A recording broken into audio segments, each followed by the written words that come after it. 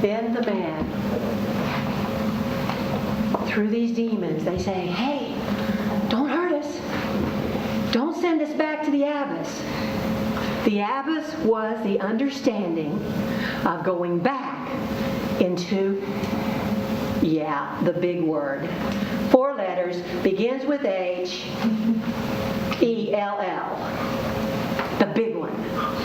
No, don't send us into the abyss. Okay, what would you like?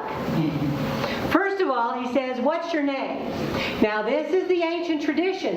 If I know your name, then I can send you where you need to go. And Jesus has the power to make them tell him. Yeah. My name is Legion. Many. So he says, oh, now I've got your name. Now I'm going to send you where you belong.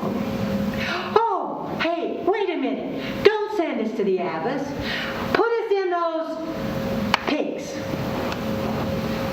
Oh, you really want that, huh? Well, I would just be happy to do what you want me to do.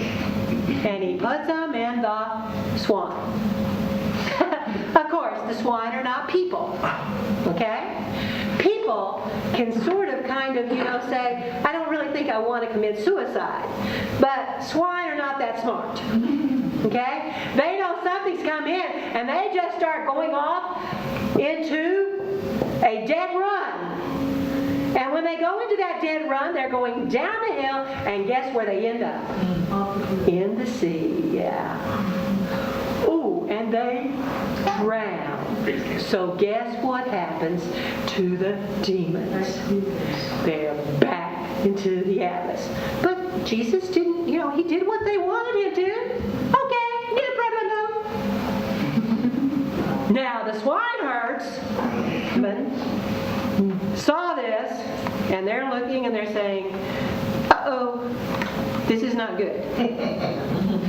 We just lost our living.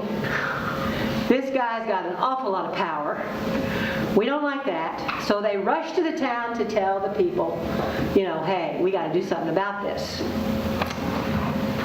Nobody seems to be thinking about this man who has just been released from everything that has made him what he is. I saw the Phantom of the Opera for about the 7th, 8th time last night. And I think that comes to me more than anything to be able to relate to this man and where he lived and how he lived and how he was so devoid of love or affection or anything that could make him think he was a human being. I literally, when I see that movie,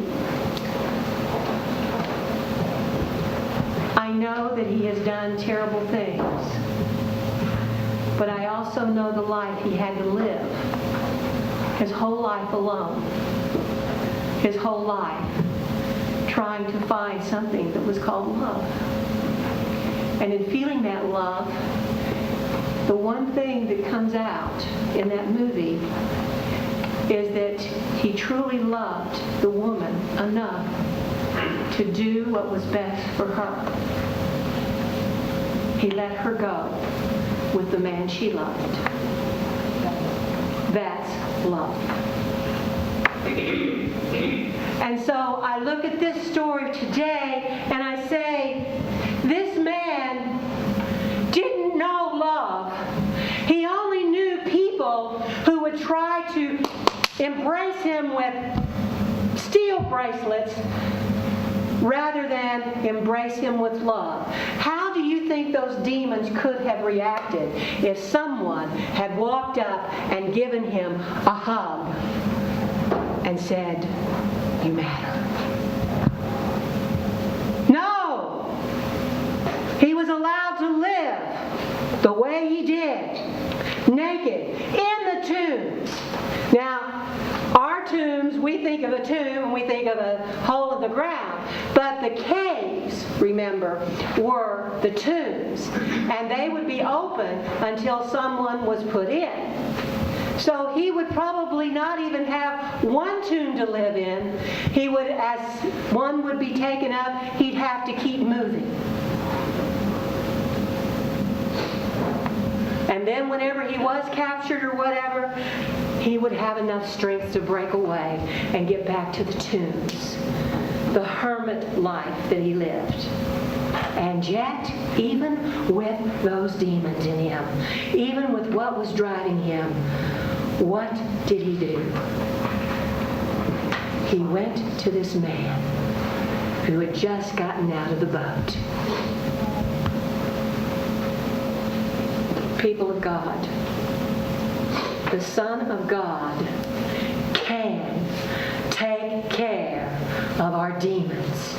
He can help us through the tough times. He can give us courage and strength. And when we fall, He can be there to pick us up and say, let's go at it again. Let's do it again, because I will not let you go. And when those townspeople came out, what was this man doing? Well, he was clothed. No, Jesus didn't say, zap, you've got clothes. I am sure that his disciples and some others, probably who were listening to Jesus, actually had some extra clothes to give to the man. And he was sitting at the feet of Jesus, clothed in his right mind. Now, I think this has something to say to us. If we're sitting at the feet of Jesus, if we're reading about Him and His Word, if we're praying to Him, we're in our right minds. Otherwise, maybe we're not. Jesus can give us what we need, and He can put us at His feet, and He can say to us, I have work for you.